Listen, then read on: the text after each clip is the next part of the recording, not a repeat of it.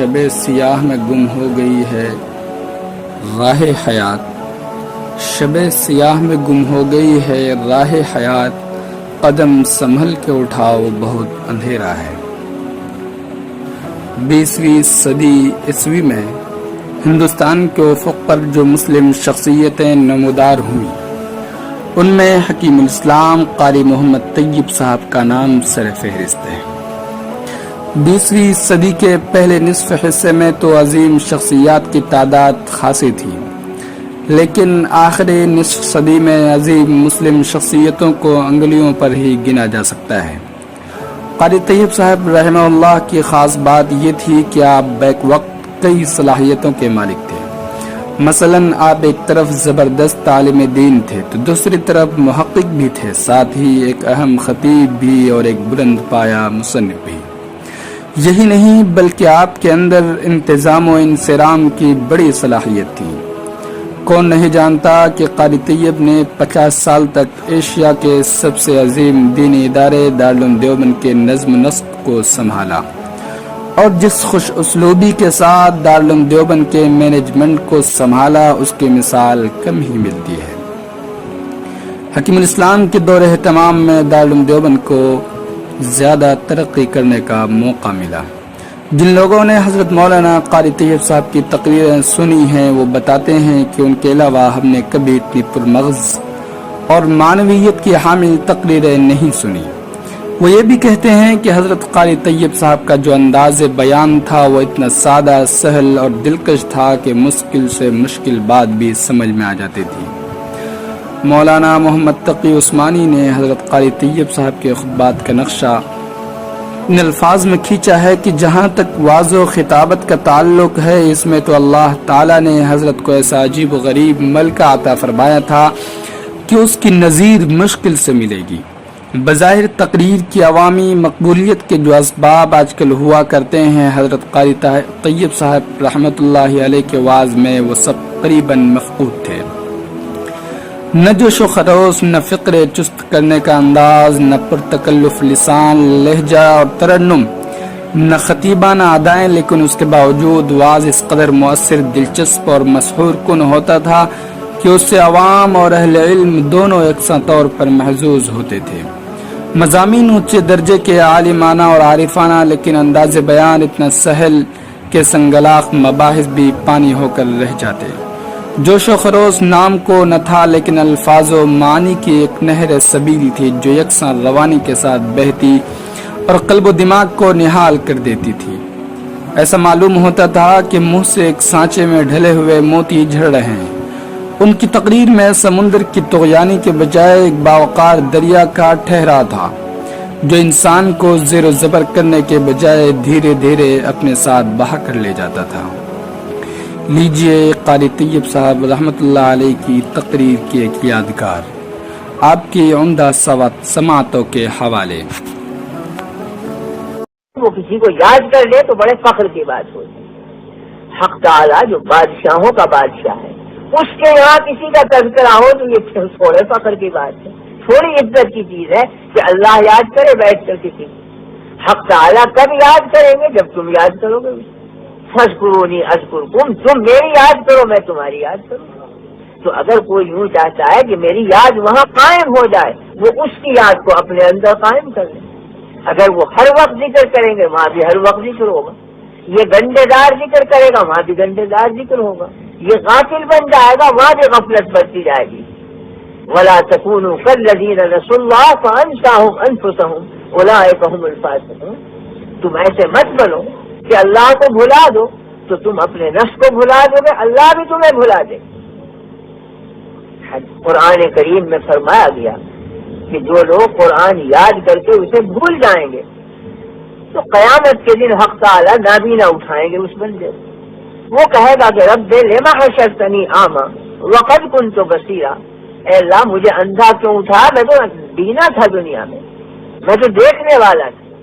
قال كذلك اتتك آیاتنا فنسیتها فكذلك اليوم تنسى، ہم نے اپنی آیتیں تیرے سینے میں ڈالی تھی، تو نے انہیں بلا دیا، ہم نے تجھے بلا دیا۔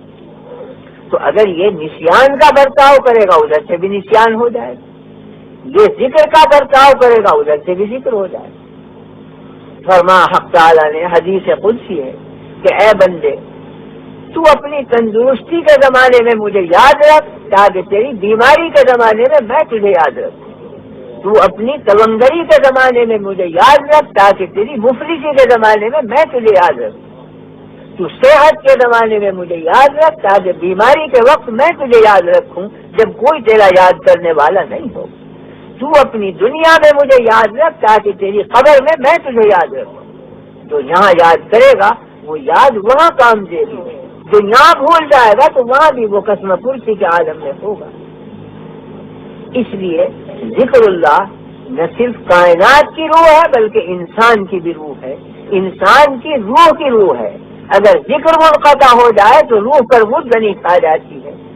اگر احساس ہو، فرق یہ ہے کہ سیاہ کپڑے پر ہزاروں دھبے ڈال دو احساس نہیں ہوگا کہ اس پہ دھبا ہے اس لیے کہ خود رنگی سیاہ.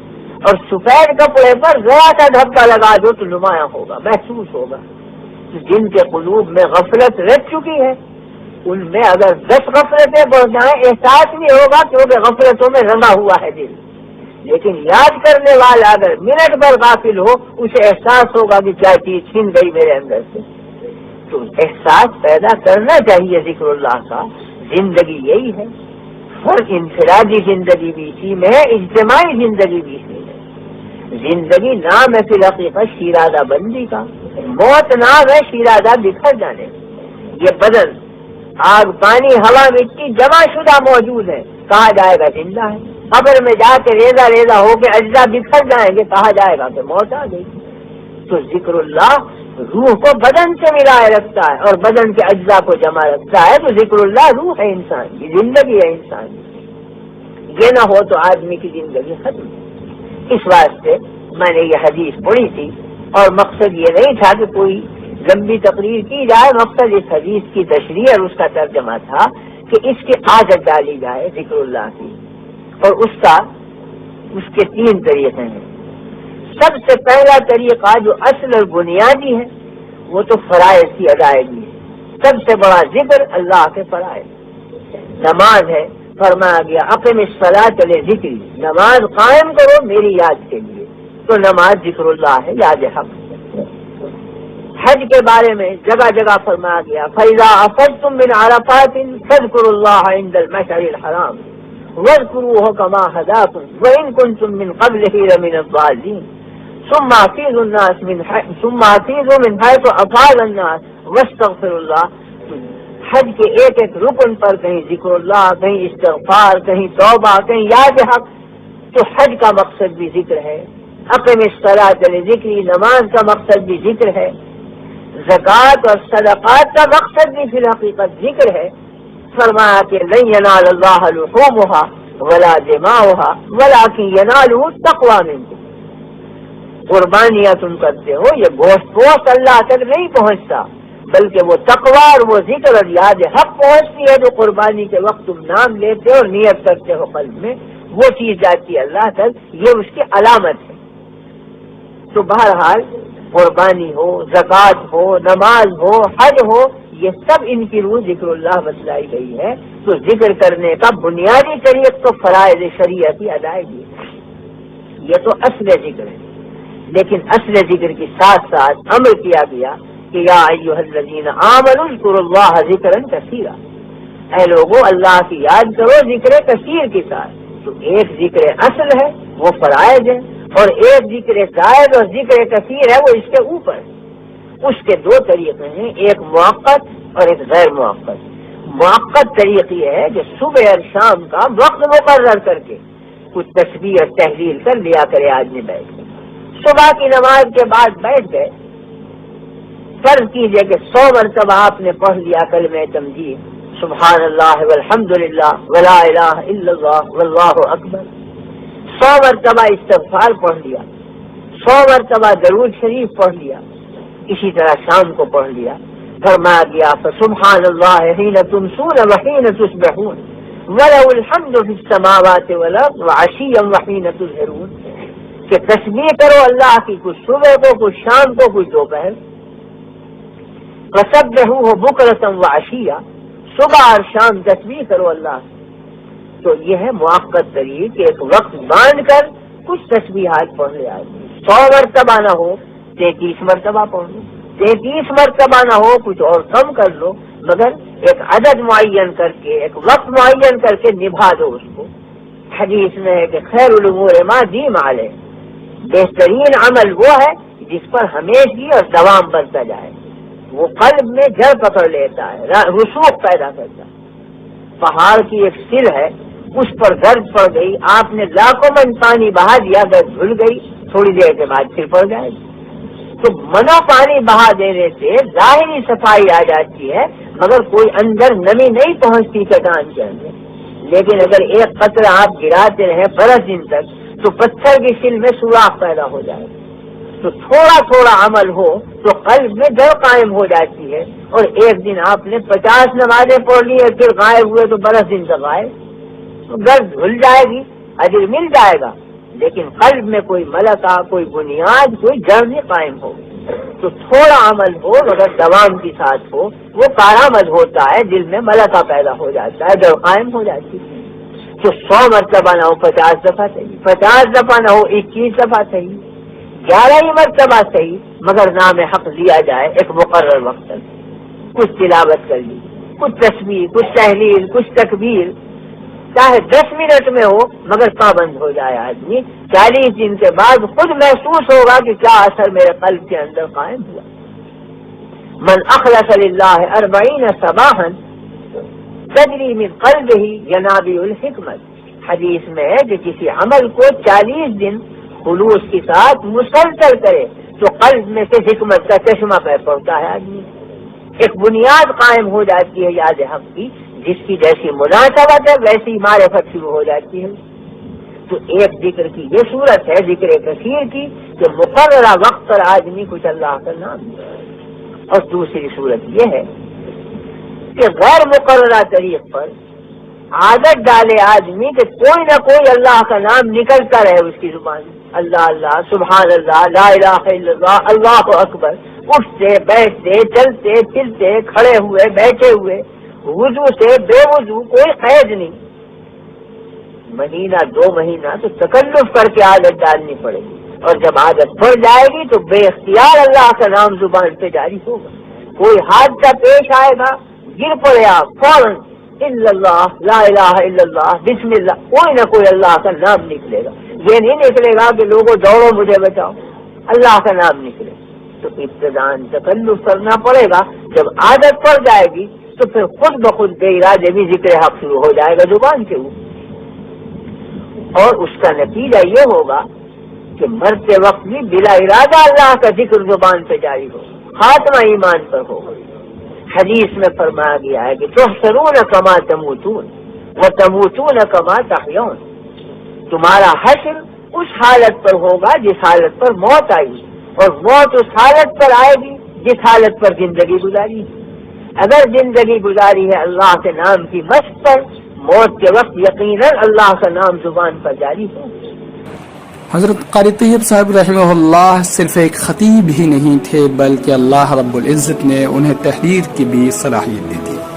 وہ مشکل مضامین کو بہت آسانی سے لکھنے کا ملکہ رکھتے تھے. قاری طیب صاحب کی مضمون نویسی کا آغاز زبان طالب علم میں ہی ہو گیا تھا.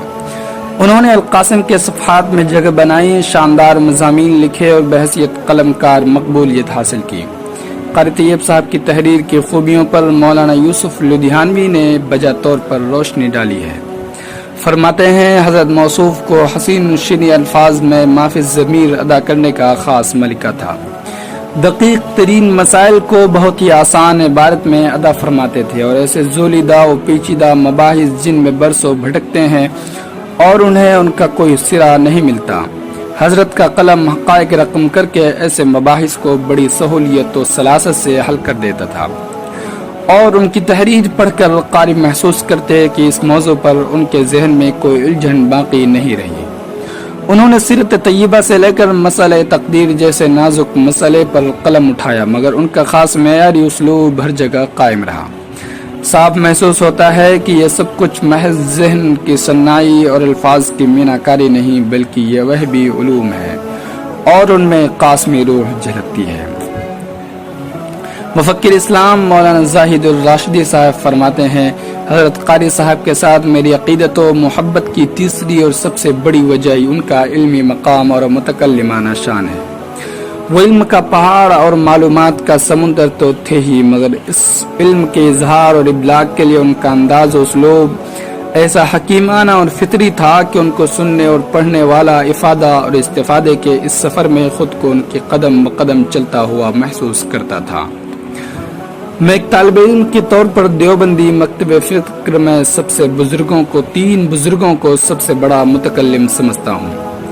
حضرت مولانا قاسم نانوتوی رحمہ اللہ، حضرت مولانا شبیر احمد عثمانی رحمہ اللہ، حضرت مولانا قاری محمد طیب صاحب رحمہ اللہ، مگر اس ترتیب کے ساتھ کہ حضرت نانوتوی رحمہ اللہ اہل علم کی اوپر کی سطح کے لیے متکلم تھے، اس سے نچلے درجے کے اہل علم کے لیے بھی ان سے استفادہ آسان کام نہیں تھا۔ شیخ الاسلام مولانا شبیر احمد عثمانی نے علوم قاسمی کی قدر تسہیل کر کے اس سے عام اہل علم کو استفادے کا موقع فراہم کیا، جبکہ حضرت قاری صاحب نے اس دائرے کو مزید وسعت دی اور عام اہل علم اور طلباء کے ساتھ جدید پڑھے لکھے لوگوں کو بھی اس میں شامل کر لیا۔ چونکہ آج حضرت قاری صاحب رحمۃ اللہ علیہ کی یوم وفات ہے تو ان کا مختصر سا تعارف آپ لوگوں کے سامنے رکھتے ہیں۔ قاری طیب صاحب قاسمی 1315 مطابق 1898 میں پیدا ہوئے۔ آپ کا تاریخی نام مظفر الدین ہے۔ 7 سال کی عمر میں قاری صاحب دارالعلوم میں داخل ہوئے۔ ممتاز بزرگوں کے عظیم شان اجتماع میں مکتب نشینی کی تقریب عمل میں آئی۔ 2 سال کی قلیل ترین مدت میں قرآن مجید قرات و تجوید کے ساتھ حفظ کیا۔ 5 سال فارسی اور ریاضی کے درجات میں تعلیم حاصل کر کے عربی کا نصاب شروع کیا، جس سے 1337 مطابق 1918 میں فراغت اور سند فضیلت حاصل کی۔ دوران تعلیم امام المحدثین علامہ انور شاہ کشمیری اور پھر الامام المجدد حکیم الامت مولانا اشرف علی تھانوی نے اعلیٰ پیمانے اور مخصوص طریق پر آپ کی تعلیم و تربیت کی۔ حدیث کی خصوصی سند آپ کو وقت کے مشاہیر علماء و اساتذہ سے حاصل ہوئی۔ علامۃ العصر مولانا محمد انور شاہ کشمیری علم حدیث میں آپ کے خاص استاذ ہیں۔ 1350 مطابق 1931 میں امام المجدد حکیم الامت مولانا اشرف علی تھانوی سے خلافت حاصل ہوئی۔ آپ کے اساتذہ میں علامہ مشہور علماء دین علامہ انور شاہ کشمیری، عزیز الرحمن عثمانی، حبیب الرحمن عثمانی، علامہ شبیر احمد عثمانی اور مولانا اصغر حسین دیوبندی جیسے جید علماء شامل ہیں۔ فراغت کے بعد دارالعلوم دیوبند ہی میں مدرس مقرر ہوئے۔ علوم کی تکمیل کے بعد آپ نے دارالعلوم دیوبند میں درس و تدریس کا سلسلہ شروع کیا۔ ذاتی علم و فضل، ذہانت و ذکاوت اور آبائی نسبت و وجاہت کے باعث بہت جلد طلباء کے حلقے میں آپ کے ساتھ گرویدگی پیدا ہو گئی۔ اوائل 1341 مطابق 1924 میں نائب محتمم کے منصب پر آپ کا تقرر کیا گیا، جس پر اوائل 1348 مطابق 1928 تک آپ اپنے والد ماجد مولانا محمد احمد صاحب اور حضرت مولانا حبیب الرحمن صاحب کی زیر نگرانی ادارہ اہتمام کی انتظامی معاملات میں حصہ لیتے رہے۔ 1348 مطابق 1929 میں مولانا حبیب الرحمن صاحب کے انتقال کے بعد آپ کو محتمم بنایا گیا۔ سابقہ تجربہ اہلیت کار اور آبائی نسبت کے پیش نظر یہ ثابت ہو چکا تھا کہ آپ کی ذات میں اہتمام دارالعلوم کی صلاحیت بدرجہ اتم موجود ہے۔ چنانچہ محتمم ہونے کے بعد آپ کو اپنے علم و فضل اور خاندانی وجاہت و اثر کی بنا پر ملک میں بہت جلد مقبولیت اور عظمت حاصل ہو گئی، جس سے دارالعلوم کی عظمت و شہرت کو کافی فوائد حاصل ہوئے۔ 1341 مطابق 1923 میں آپ کو دارالعلوم کا نائب محتمم بنا دیا گیا۔ پھر 1348 مطابق 1930 میں باقاعدہ طور پر دارالعلوم کا محتمم مقرر کیا گیا۔ آپ حدیث کی اونچی اونچی کتابیں پڑھاتے تھے۔ 1339 میں آپ مولانا محمود الحسن سے بیعت ہوئے۔ ان کے وصال کے بعد 1350 میں حکیم الامت مولانا اشرف علی تھانوی نے آپ کو خلافت سے نوازا۔ خطابت و تقریر کی طرح تحریر و تصنیف پر بھی قدرت حاصل ہے۔ آپ کی تصانیف کی تعداد کافی ہے۔ چند کتابوں کے نام یہ ہیں: التشبہ فی الاسلام، مشاہیر امت، کلمات طیبات، اطیب الثمر فی مسئلۃ القضاء والقدر، سائنس اور اسلام، الاجتہاد والتقلید، اصول دعوت اسلامی، اسلامی مساوات، تفسیر سورہ فیل وغیرہ۔ آپ نے اپنی زندگی کے آخری ایام تک ملت اسلامیہ کے لیے خدمات انجام دی۔ 1980 میں جشن آغاز دارالعلوم دیوبند کے بعد حکیم الاسلام قاری محمد طیب صاحب کی صحت بہت تیزی سے بدلنے لگی۔ پیرانہ سالی اور ضعف کے باوجود آپ اپنی قیام گاہ پر لوگوں سے ملاقات فرماتے تھے۔ بالآخر یوم اجل آ گیا اور 17 جولائی 1983 یعنی آج ہی کے دن مطابق 6 شوال 1403 بروز اتوار آپ اپنے اعمال حسنہ کی جزا پانے کے لیے دائے اجل سے جا ملے۔ اس وقت آپ کے گرد بہت سے جانثار و محبین موجود تھے جو اللہ سبحانہ و تعالیٰ کے نام کی تلقین کر رہے تھے۔ آپ کی نماز جنازہ دارالعلوم دیوبند کے احاطے میں آپ کے صاحبزادے حضرت مولانا محمد سالم قاسوی رحمہ اللہ نے پڑھائی۔ ہزاروں مسلمانوں نے شرکت کی۔ آپ کے جسد خاکی کو آپ کے جد امجد اور بانی دارالعلوم دیوبند حجت الاسلام مولانا محمد قاسم نانوتوی کے قبر مبارک کے بالکل قریب دفن کیا گیا۔ آسماں تیری لحد پر شبنم افشانی کرے، آسماں تیری لحد پر شبنم افشانی کرے، سبز نورستہ اس گھر کی نگہبانی کرے۔